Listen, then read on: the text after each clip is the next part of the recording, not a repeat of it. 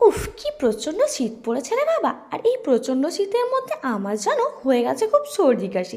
আর সর্দি কাশিতে মুখের টেস্ট একদমই খারাপ হয়ে গেছে। তো এই মুখের টেস্ট ভালো করার জন্য আমি আজ বানিয়ে নিলাম একটি ঝাল ঝাল টক টক ভর্তার রেসিপি।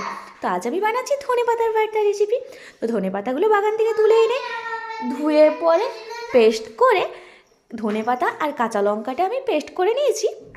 আর ওইদিকে আমি নিয়ে নিয়েছিলাম 4টে টমেটোগুলো কুচি করে নিয়েছি। আর একটা নিয়ে নিয়েছিলাম রসুনটাও গ্রেট করে রেখে নিয়েছি। আর এদিকে কড়া বসিয়ে একটু সামান্য পরিমাণে সরষের তেল দিয়ে পাঁচফোড়ন দিয়ে আমি টমেটো কুচিগুলো ভেজে নেব। তো একটু ভালোভাবে নেড়েচেড়ে ভেজে নিচ্ছি। আর এর মধ্যে দিয়ে দেবো আমি স্বাদ অনুসারে লবণ, আর দিয়ে দেবো সামান্য পরিমাণে হলুদের গুঁড়ো। আর হলুদের গুঁড়ো দিয়ে ভালোভাবে টমেটোগুলো ভেজে নেব। যখন আমার টমেটোগুলো ভাজা হয়ে আসবে প্রায় তখন আমি দিয়ে দেবো গ্রেট করে রাখা রসুনটা।